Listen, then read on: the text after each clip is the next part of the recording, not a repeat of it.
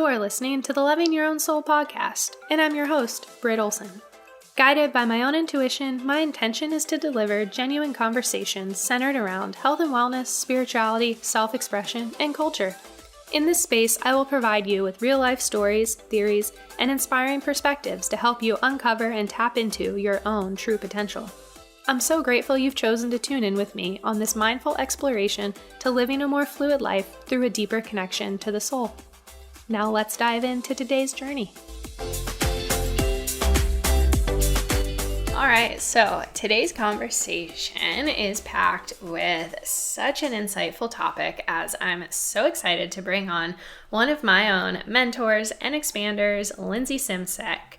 So Lindsey, if you are not already familiar with her, she is the co-founder of Almost 30, a top 50 podcast, global brand, and community.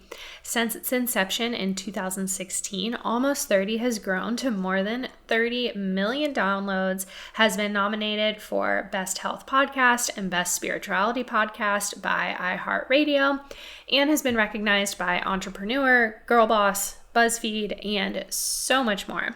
Lindsey and her co-host Krista Williams lead worldwide events, digital workshops, and a membership program to support their community's conscious evolution. You might remember Krista. She came on the podcast a few months ago talking all about healing the mother wound. I highly recommend going back and checking out that episode with Krista, as she is such a special soul as well.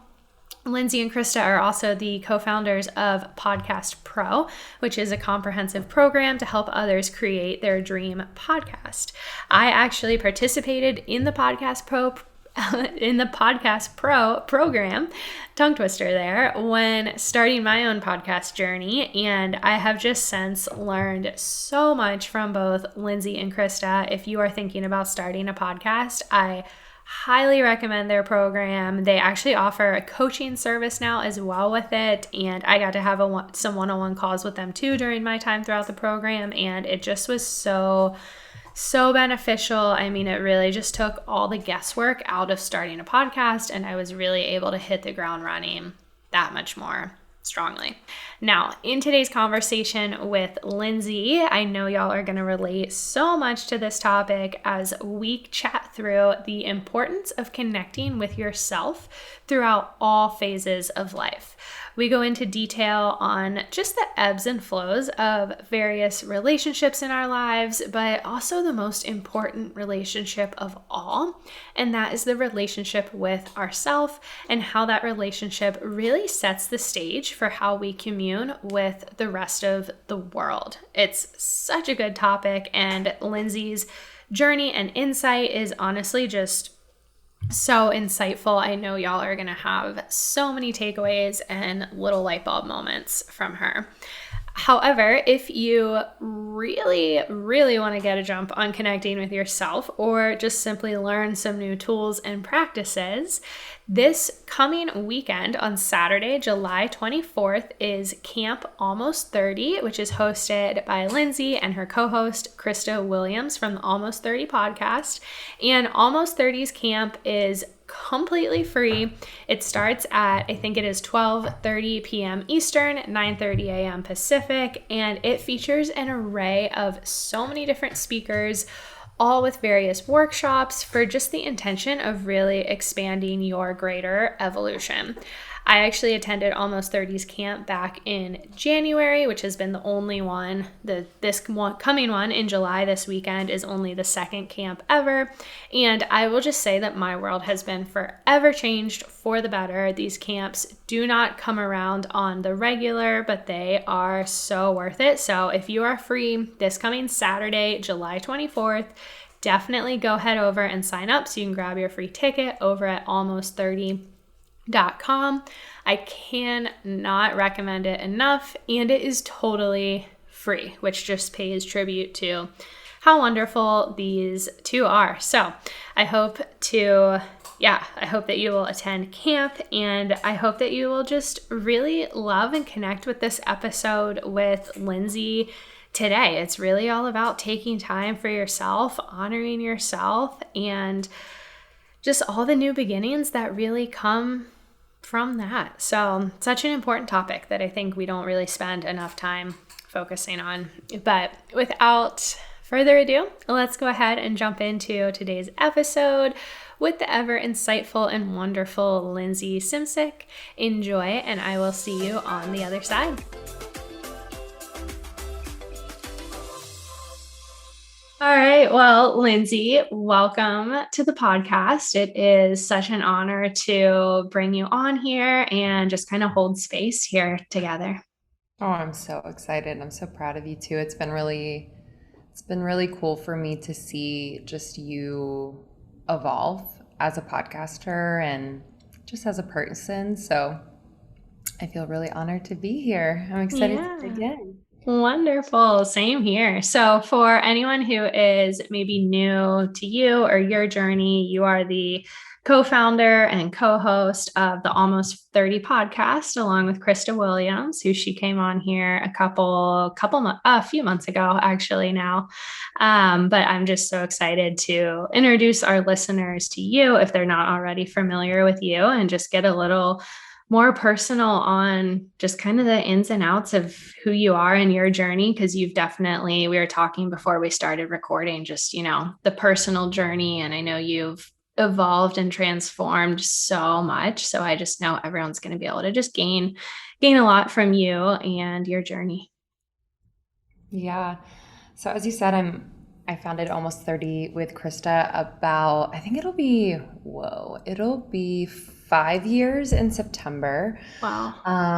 And, I never ever thought that I would host a podcast. That was not really something that I saw for myself. I didn't really listen to podcasts. I didn't know what was up. And it was actually the beginning of that industry around the time that we started. So it was a pleasant surprise and just journey that has taught me so much about myself, about the world, about other people. And I'm so grateful and excited to kind of call it still the beginning of Almost 30. I know there's much more that we're going to be doing, but yeah, I grew up on the East Coast in Pennsylvania in a small town. I'm the oldest of 4 kids. I give you this background because I feel like sometimes those little pieces say a lot about why I am the way I am. So oldest of 4 kids, I'm kind of second mom, I have those tendencies, but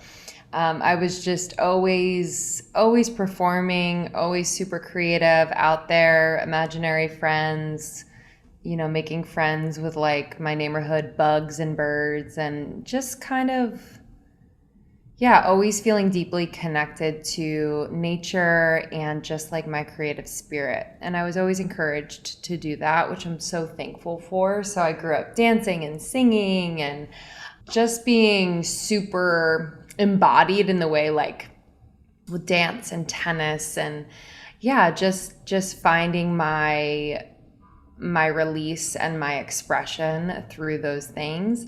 I'm a manifesting generator in human design. So throughout my life, I've done a lot of different things. Manifesting generators love to and are meant to express themselves in many different ways throughout their lives, and are meant to let go of what no longer lights them up. So I feel like I've lived many a life.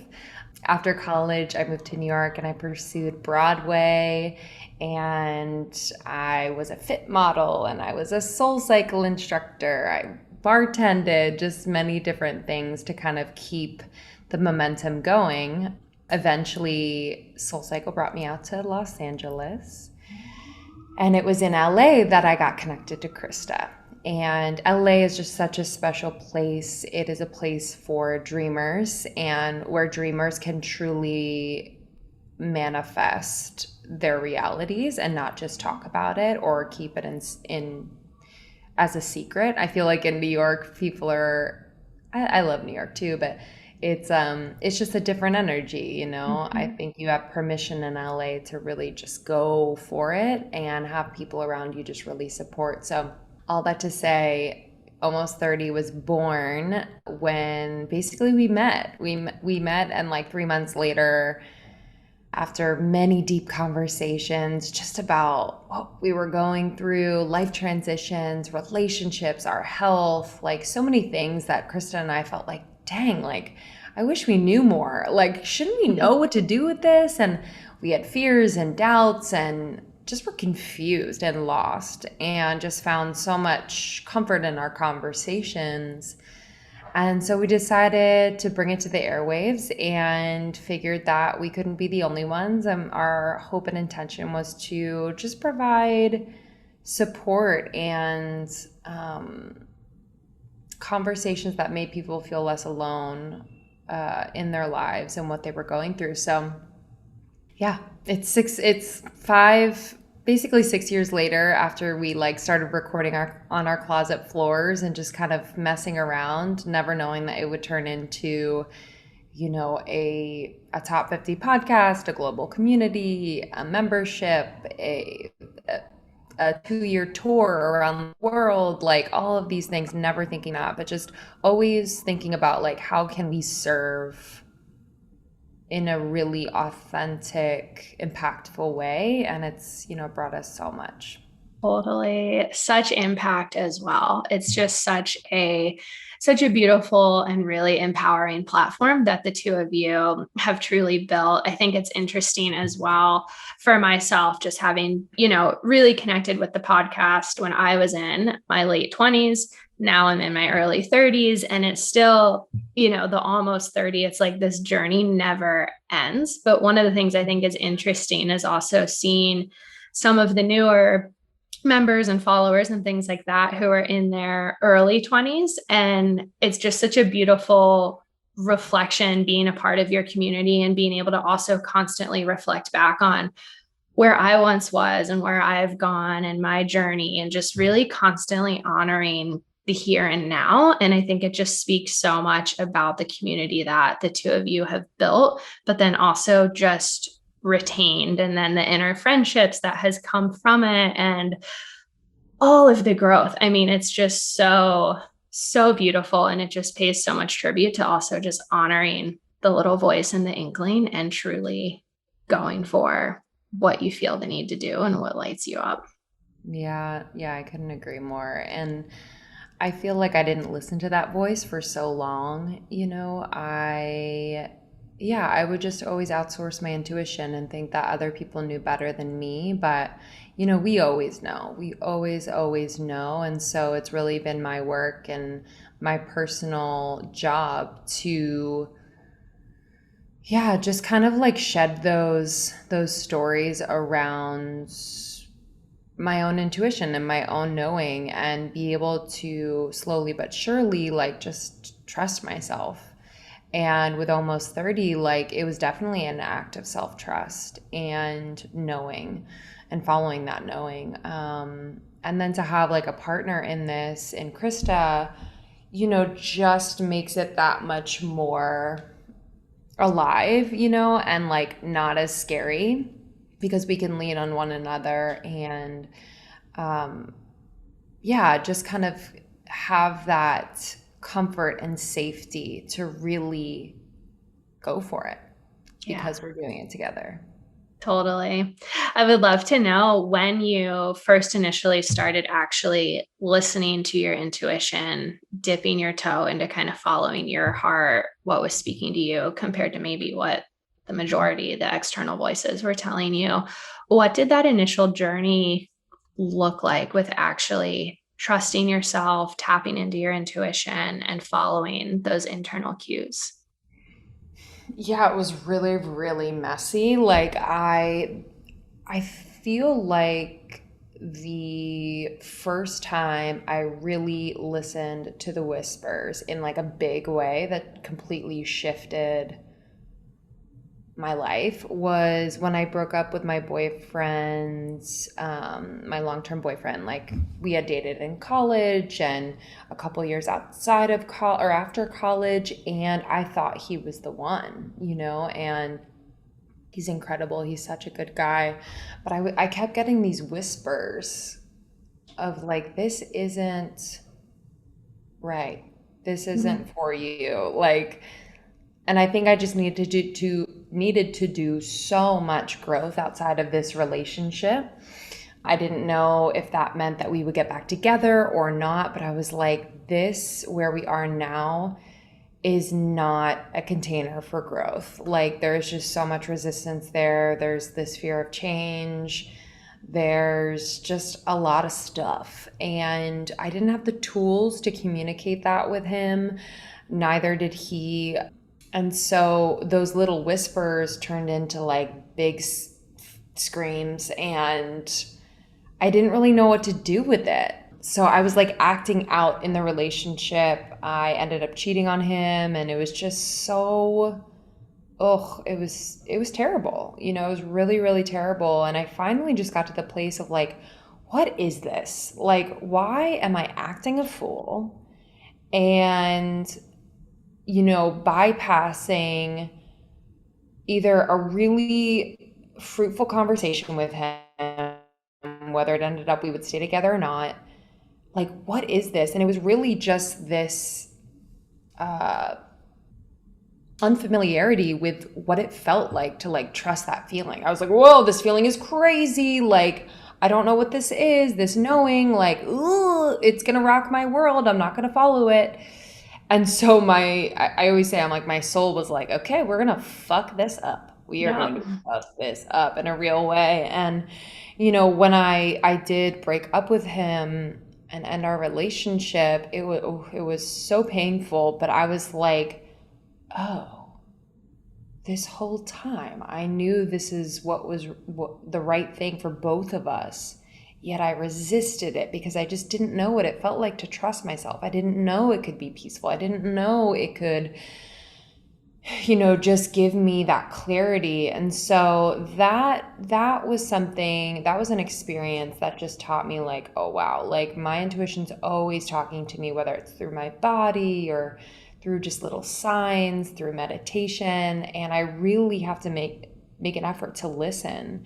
And from that decision, you know, I was like, I spiraled into like a bit of a depressive period and just felt so terrible about myself and what I had done. And eventually, you know, coming out of that like dark night of the soul vibe, I really wanted to like return back to my body. And so I found Soul Cycle.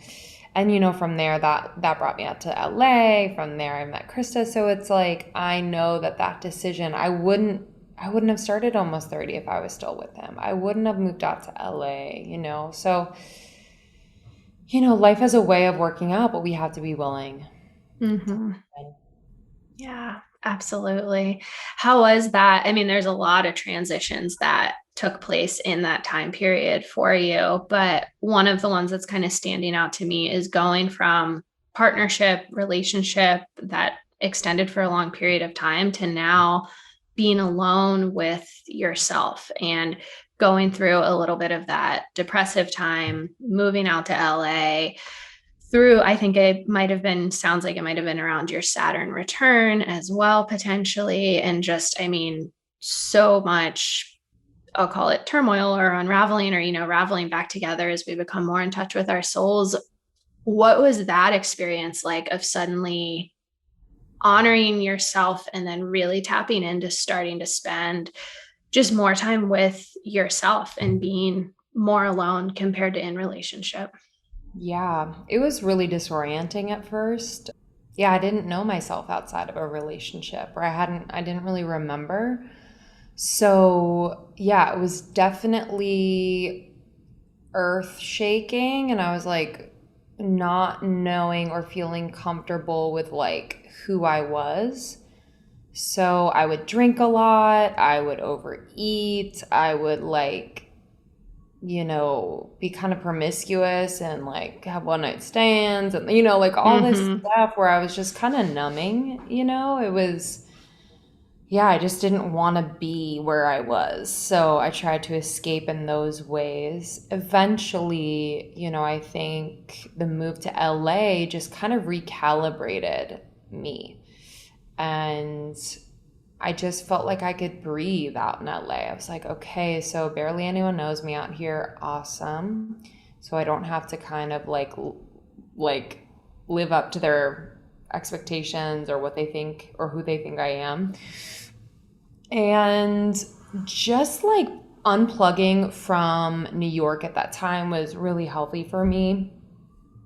New York at that time in my life, like during my Saturn return or right before it just ate me alive because I didn't know myself. Like New York will work with you. She will definitely work with you if you know yourself and you know who you are and you're intentional. But if you're not, oh, it's really crazy. So now coming back to New York, I'm like, I got this. It feels so different. So yeah, it was definitely disorienting, but I think through, my introduction to meditation and yoga and just being in this season of being single was like the start of my spiritual awakening in a way. I ended up being single for about 6, almost 7 years. I would date on and off, but no long-term relationships and really nothing very serious. And yeah, it was the most transformative time of my life. I walked back to myself. I was in therapy. I, really immersed myself in different aligned healing modalities like breath work and meditation and Reiki. And yeah, it was the most beautiful, at times painful, at times lonely time of my life. And, now in relationship, I know myself so much better. So being in relationship makes that much more sense because I have this like just center. Like I have my center. Yeah. Before I'm like, you have my center, right? You, like my partner, you have my center, right? Like, where are you? Like, I need you. There was this codependency. And now, like, I know that, like, I create my experience. And I'm not perfect at it. I definitely have my moments with Sean where, yeah, I just kind of lose my center. But I always can come back because I know how now. I feel that so deeply. Yeah, 100%. Just through my own journey and partnership. And I know a lot of our community feels that as well. You said you feel so centered, and I Yeah. totally feel that. Like I never, looking back, I never knew it was possible to feel so peaceful in a relationship, but then also so at peace with myself. And I feel like it's really just the power of the journey but then also really honoring that time by yourself and that time being single. And I'll let you kind of speak to this in your own partnership now, but I still really honor those moments of being single and ensuring that we're both, as much as we are in partnership, that we're still honoring our own individual needs as well. But I know being single can kind of be a little bit of that like taboo subject, or kind of that older way of thinking of like, oh, you don't want to be the single person. But like, I loved being single. For me, it was such a divine and just amazing time of my life. And I really just encourage anyone who's out there who is single right now, or, is struggling with their self in some way, to just really look within and honor that sacred time, because there's really no other time like it. Yeah, it's so true. I led a program called The Sacredness of Being Single, and it just kind of like poured out of me one day last summer. And yeah, it was inspired by just how life-changing that period of time was when I actually understood like, oh, this is happening for me. Like this space is for me, and it's for me to know myself better and to eventually be better in relationships. So yeah, that was a really special program because I actually saw women like just like shine again. It sounds cheesy, Mm. but like they were really so very much dimmed by the stigma around being single, whether it was pressure from their family or feeling like their time is running out or just feeling unworthy to be in relationship. And yeah, we really turn the light back on to this truth that, oh my gosh, like I'm so lucky to have this time, because if and when I do like find myself in a relationship, I am going to be in such a better, more centered, clear place to actually see myself and the other person as who they really are and like grow together. So yeah, it was just really, really beautiful. And we're going to do it, I think, once a year now. Cool. That's so special. There's nothing Mhm. better than seeing that spark come back to someone or a group of people. Yeah. And especially when you're in it. I mean, I know myself, I think for me, that's really the power of the time that we're living in, is being able to share our experiences and help others. And while we do have so many tools and things out there, sometimes you really do need that coach or that mentor or that other person to really help uncover those blind spots that you can't Yes. see yourself, and that work with community, and to know that you're not alone. And there's so many other Mhm. people. Like, I forget all the time. I always am like, "Oh, I'm the only one dealing with this." And it's not the Mhm. case at all. Exactly. Exactly.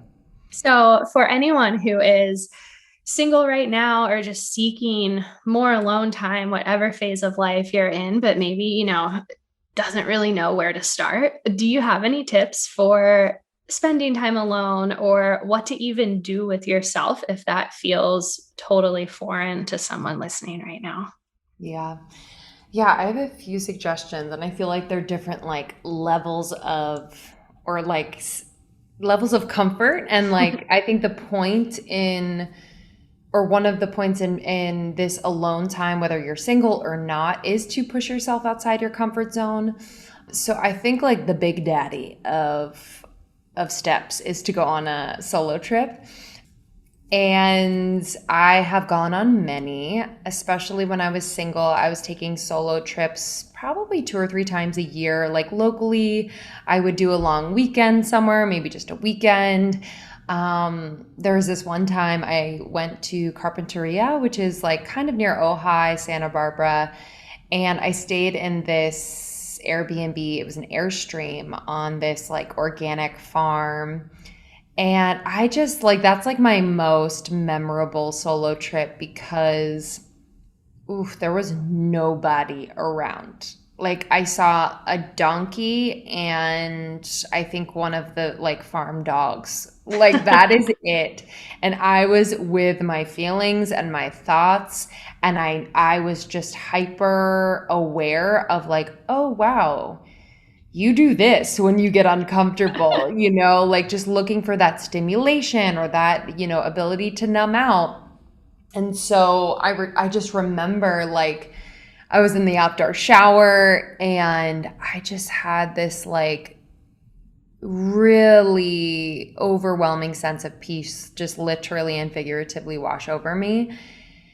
And I came out of the shower and I got dressed and I just sat on like the little porch of the Airstream and I just cried and I like just was writing down anything that was coming through. And I remember taking a picture of myself, which I also suggest doing on your solo trips, like a selfie, because I just wanted to remember this feeling. And it was like I was like crying. It's like not the cutest pic. But I was like, oh my gosh. And I look back at that picture often because yeah, I just remember like actually dropping into my life, and not wanting to just find a partner because I was lonely. And it was just really, really beautiful. And I think a solo trip has the power to crack us open like that. So solo trip is the big one. And, just a few tips around the solo trip. Obviously you want to feel safe. So I want people to, especially for women, to find a place where they feel safe and they will see people. I do recommend that, whether it's like close to a little town or in a town, because a solo trip doesn't mean that you can't like go out to dinner and like, meet new people. Like, I think that's kind of a beautiful part of it. I would bring a journal. I would bring something to read, so you're not just like flipping on the TV or going on your phone.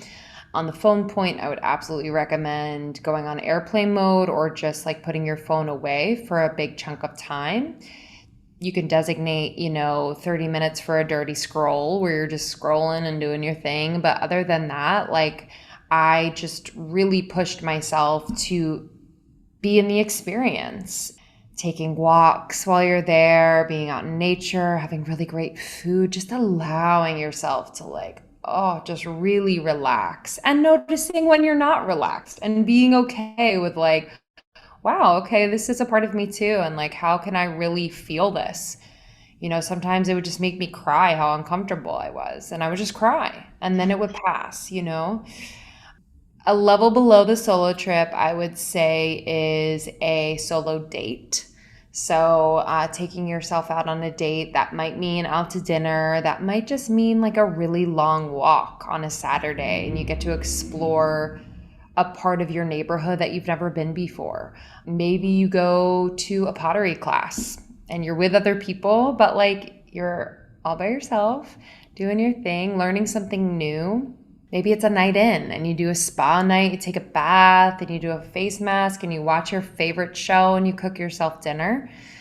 You can dream up your own date, but that is like a shorter period of time where you can get a little taste of what it feels like to spend time with yourself. And, I would recommend having that notebook nearby. Like, if anything is coming up, if you're uncomfortable, if you're really loving it, if thoughts are coming through, like, just have that nearby so you can take a record of it.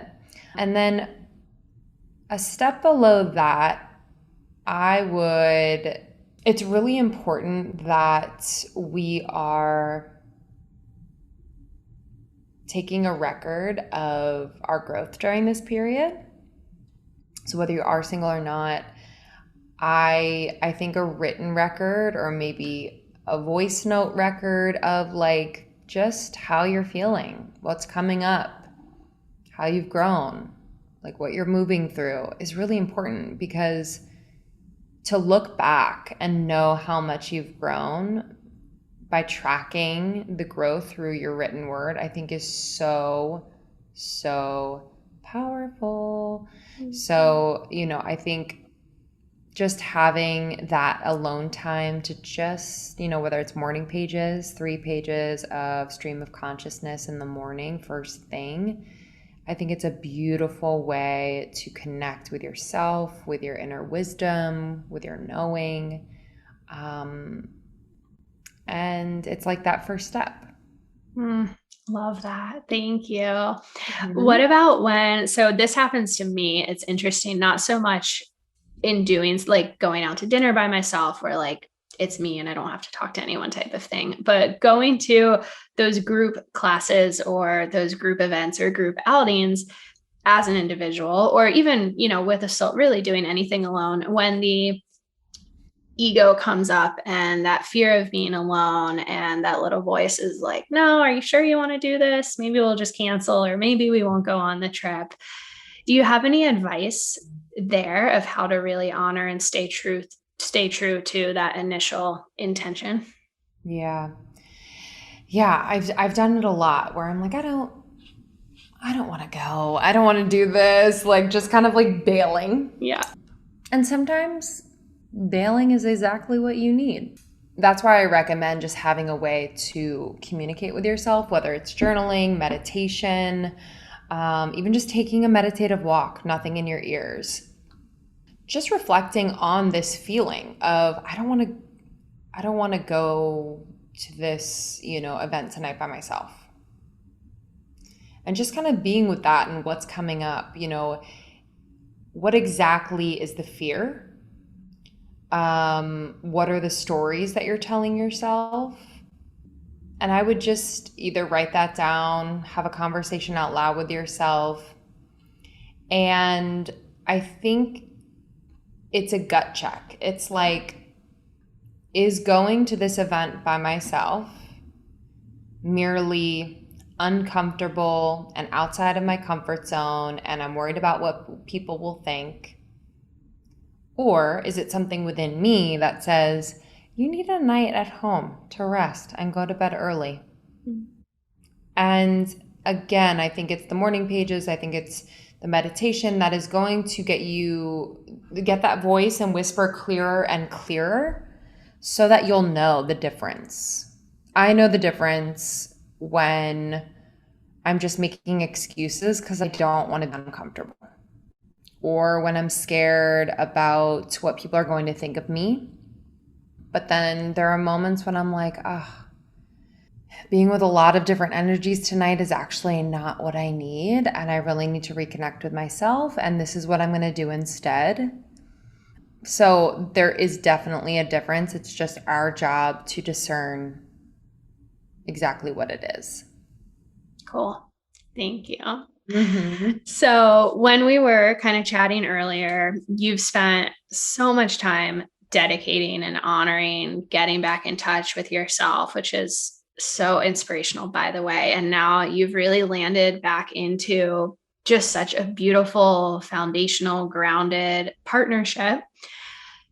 In what ways does, spending time alone, even now in partnership, we kind of noted on this a little bit earlier, how does that also really strengthen, whether it is a relationship, a partnership, or a relationship with your family or friends, and, really continuing to honor this alone time now? What does that look like for yourself? And maybe how have you seen that kind of mirror out in your relationships? Yeah. I feel like I started at zero when I came into a relationship with Sean, because I was like, we were in a long distance relationship for a year and a half about, and I can't believe, was it a year and a half? 1 year? Yeah, holy moly. Wow. That's crazy. I had very codependent tendencies where when he would come to visit me or I would come to visit him, like I would want to make it like the best time ever. And, whether it was like fill every moment with doing something or just making sure like it was great, because I was leaving eventually and I was like, ugh, but I'm leaving tomorrow. Like we have to do this. We have to go out to dinner, and just like holding on so tight to like the idea of the experience that I had in my mind. And now moving in together, we see each other basically every day unless I'm traveling. And, I just find, and he's so good at reminding me of this, that it's like the in-between moments. It's like the fact that we get to just be in each other's presence, not necessarily engaging or talking to one another, but just being with each other. That is like really, really special. And yeah, I'm coming to you learning very much in real time. I mean, we even had a moment this past weekend where he's like, you're uncomfortable with silence. And I was like, yeah, I think so. I don't know. It was like literally, ugh. But we were also like having a little tiff. So I was like trying to fill the space a little bit. And it was so obvious and probably annoying. But what I've learned about alone time in relationship is that it is not only healthy, but absolutely necessary. He and I are incredibly independent. We love our alone time, but me in relationship, I will sacrifice my alone time to be with the other person because I think that's the right thing to do, but it's actually not always the right thing to do. And so I've found that giving him space, giving myself space, we come back together and it's like we see each other with like new googly eyes. We're like, oh, there you are. Because if you're so up in each other's shit all the time, you kind of lose sight of the other's intention and your emotions get mixed in. And like you just become so, you are the experience and you're unable to kind of see the experience for what it is rather than like just being so in it and consumed by it. So, I think it's like vital to a relationship to have that alone time and to fight for it, and to advocate for it. I'm going to take Saturday morning and I'm going to do, just my morning workout, and I'm going to get a little breakfast, and I'll see you at 1. I can't wait to see you. But taking that time, and really expressing how important it is and why. I think the why is so important when we're communicating with our partners. I'm learning so much about communication because I feel like my partner should know, but that's not true. They're not mind readers. We have to communicate. We have to tell them. We have to tell them why, what we desire and why. We're able to just understand more fully what's happening in your everyday interaction, So that's that. Totally. It's interesting too. So I'm in human design. I'm a generator. My partner is a manifester. And he said to me recently, he was like, as we're talking about, alone time and partnership, he's like, hey, when I work from home, obviously he doesn't. He's like, when I get home, I think I would like a little bit of alone time. Like he was like, but it's nothing against you. And I was like, oh no, I get it. And completely just brought it back to human design, just understanding each other even deeper of like, yeah, that's what you need. Like, you don't need me, this full burst of energy, greeting you at the door, being like, okay, play with me. Like you need time to calm down, reset, rejuvenate, and then come back to yourself or the relationship that much stronger. Yes. Oh, I so relate. I so relate. He comes in and he's just like, yeah. me a moment. And I'm like, okay, I got it. I got it now. I totally got it now. They kind of have to come to us. So I do my shit. I do my thing. And then eventually he's like, hi. I'm like, you are just, wow. It's the best. But when we know our partners better, yeah. And just honor that need. Because you have needs too. Absolutely. How has that transition been for you guys? Not to get too personal, but just going from mostly long distance to now being in the same city, in the same apartment, moving in together, being together all the time. I'm sure there was a bit of a transition there as well. Yeah, there definitely was. The first week or two was, we were just figuring out how to dance in this new situation, like being in each other's space, blending styles, understanding the little things that each of us does in our home, and I think we were both kind of protective of what makes us us. So I'm super clean and organized, not OCD, but it's something that calms me and makes me feel more comfortable when my space is clean and organized. He's clean for sure, but he's not always organized. And that's okay. But I had to communicate why it's important to me. And I would ask him is it okay if say your clothes are all over the bed? Can I fold them and organize them for you? Would that bother you? Because I love doing that stuff. So it's not me doing it because I'm annoyed. It's just no, this would make me feel better. I have time and I don't mind doing it. So it's constantly communicating about how you're feeling, and sometimes over communicating, at least in the beginning. But honestly, overall, we're so happy to be living together now, and it's so much fun. I think it's a blessing too that I know a lot of people work from home right now. I work from home, but he doesn't. So we have that space during the day, which I'm so thankful for. If we were working in the same space, it would be impossible. And then we miss each other. I can't wait till he gets home, and vice versa. And then I travel to LA a decent amount. So we have those stints of 5 to 8 days where I'm away. And it's just a nice time to recalibrate, for him to be in the space by himself, to have his papers everywhere if he wants to, for me to be where I am and organize the shit out of everything. It's always good because then I appreciate him more and he appreciates me more, and we just have a better understanding when we have a little bit of space. Yeah. 100%. And just getting out of that routine too. And, you talked a little bit about some codependent behaviors and things like that. I feel too in partnerships, sometimes when we get so routine, like I love to cook and we don't really notice sometimes until, we have a lot of awareness, but it's like, oh, I've been cooking, doing all the cooking because I love that. However, in partnership, it's like, oh, he's alone now. Well, how do I cook? She's been the one doing that all the time. So I feel like too, it's Yes. also creating that balance and ensuring that you're, always able to still be capable when you need to spend Totally. time alone. Totally. 100%. How is that move? So I know a lot of people right now are considering making big moves, lots of transitions coming out of the last year, moving from the West Coast back to the East Coast outside of your beautiful partnership and everything like that. How has that transition just been for you on an individual level?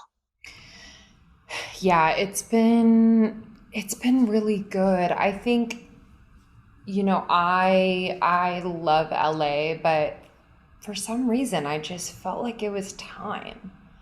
And it doesn't mean that like there was anything about it that was bad. I knew it was time for a change. I had been in LA for almost almost 7 years.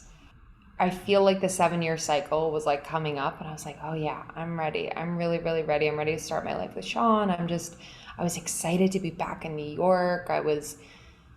Yeah, and all those things have been my experience. It definitely didn't come without challenge. I think it really took Krista and my relationship to a whole other level because we had to communicate about our fears, about our concerns, about what was bothering us about this. And it just, yeah, it gave us a whole other opportunity to not only like deepen our friendship, but also like recommit to almost 30. And we've made it work and we're making it work. And it's honestly, in my experience, better than ever. And yeah, I honestly have days where I'm like, whoa, I moved across the country. I don't think it's hit me yet, because I'm just so stimulated by so much new that it feels so amazing. Like, I'm just like, oh my God, like new. I don't have time to miss LA. Maybe at one point it'll all just like sink in, but I'm super happy. I highly recommend if you were called to a move to do it, like to just start planning, start like getting excited. Like maybe you go and visit the place that you want to move to, or maybe you start looking at apartments or houses, like whatever it is. It's like there's going to be a part of you that resists, that sabotages it, but can you like with your action overpower that doubt? I love that. And you can always move back too. I think that's something we kind of Mhm. forget when we make decisions. Like you can always go back if it doesn't work out. There's no shame in that. 100%. Yeah. Well, where can people find you to connect further, continue following your journey with almost 30 and everything you guys have going on? Yeah, you can follow me and DM me on Instagram at Lindsey Simcik, Simcik, and then definitely listen to Almost 30 anywhere you find podcasts. Just type in Almost 30 Podcast. You can follow us on Instagram at Almost 30 Podcast, and would love, love, love to see all of your listeners at Camp Almost 30 coming up. So this is an all-day virtual day camp where we have incredible speakers, like unreal, like next level new paradigm speakers that do not normally speak in this way, and it's going to be super powerful. People like Africa Brooke and Debbie Brown, Roddy Devlukia Shetty, Aaron Abke, Terry Cole, and others. And you can sign up for free at almost30.com/camp. Camp is amazing. I went to the first, was it in January or February? January, I think. February, yeah. Or Okay. January. No, you're right, January. January. And Mhm. I mean, I will completely, but I could not believe that it was free. Number one, the amount of value and content that comes from camp is unlike anything. I will actually be at a wedding that weekend, and I'm so sad to not be able to join, but I highly recommend for everybody listening because it's amazing. Truly Yeah, such a unique experience. it's unreal. We'll make sure that you get a recording, but yeah, I think coming live is just really, really special. So yeah, sign up free almost30.com/camp. And thanks for having me. This was so much fun, and I'm just really proud of you. You have just a way of making people feel super seen, and you're so talented. So proud of you. Thank you so much. Well, before we fully close out, I am just going to end with some loving your own soul questions, as I call them, which are just some fun on the spot questions for everyone to get to know you a little bit better. So, we learned earlier you're a manifesting generator per human design. Do you know your sun, moon, and rising sign? Yes, I'm a Virgo sun, Gemini moon, and Libra rising. Fun. I love that combination. Almost 30 has a lot of Virgo, I think it is in it, Yes, in it's the a brand.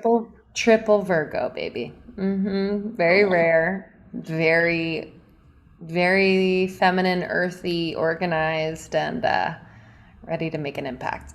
Totally. Do you have a go-to morning beverage or favorite morning bev of the moment? Yeah, actually, right now, I mean, beverage on beverage on beverage. So the three that I always have in the morning are like 24 ounces of water with Element, LMNT, and it's an electrolyte mix that has no sugar. And we just don't get enough electrolytes. We lose a lot and then we don't replenish. So I love that. And then I do chameleon cold brew, the vanilla with a bit of almond milk, which I love. And then I do my smoothie. So I'll do like a collagen protein from like Ancient Nutrition with frozen raspberries and spinach. I'll add my athletic greens, a little almond milk or oat milk, and water, and I'm good to go. Love it. Do you have a favorite quote or mantra that you're working with right now? I have so many underlined in The Untethered Soul. I'm rereading for Mm, probably the fifth time. such a good book, by the way. Yeah, it's so, so good. I think just, going back to our beginning of the conversation, like I repeat to myself often, whether it's in meditation or on my walks, it's like, I always know. I always know. Mm. And so that really helps me to peel back the layers of like what I need to tell myself in order to feel safe or to feel, seen, protected, like just peeling back those layers to that core feeling, core knowing. So yeah, I just repeat that to myself often. I love that. What was something you loved to do as a child?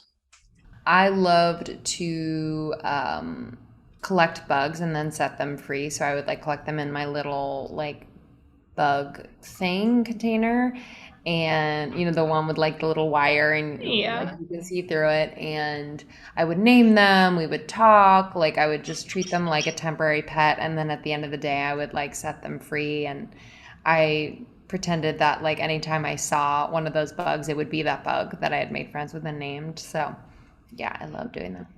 I love that. What season do you feel most connected and at peace during?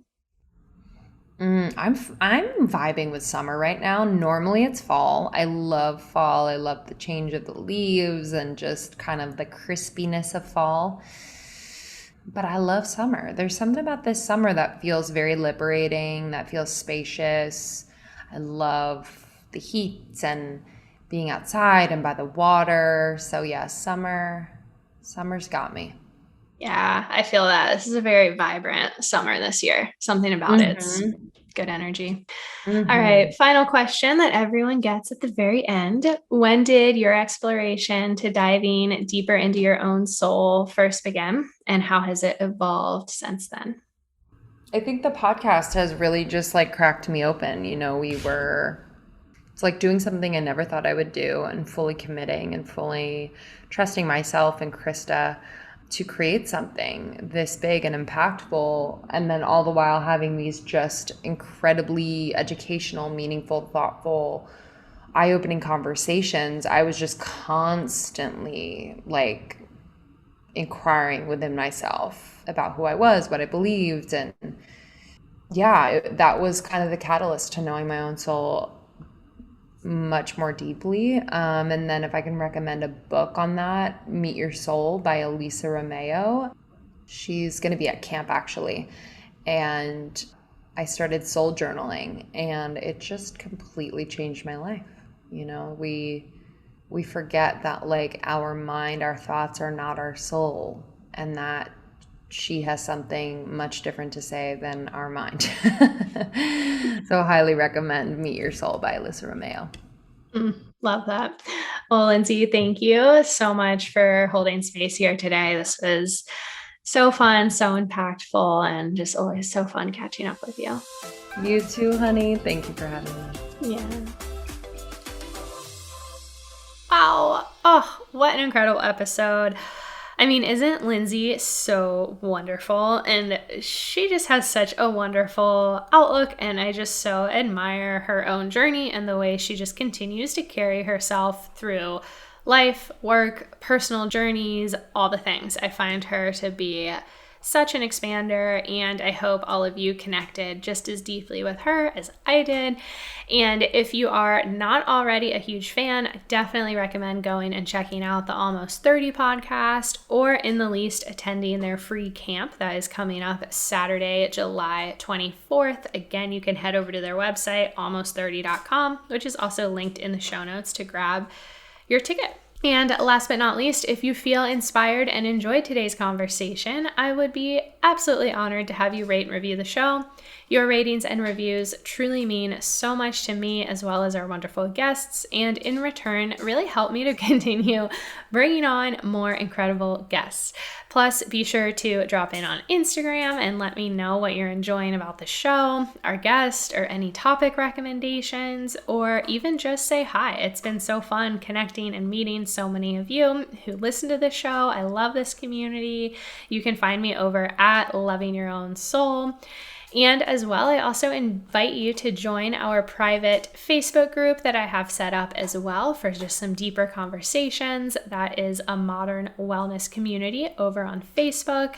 Definitely check it out, or again, hit me up on Instagram and I can send you the link to join. Thank you again for tuning in and being a part of this community. Thank you, Lindsey, for holding space with us, and I so look forward to continuing the journey with you again soon.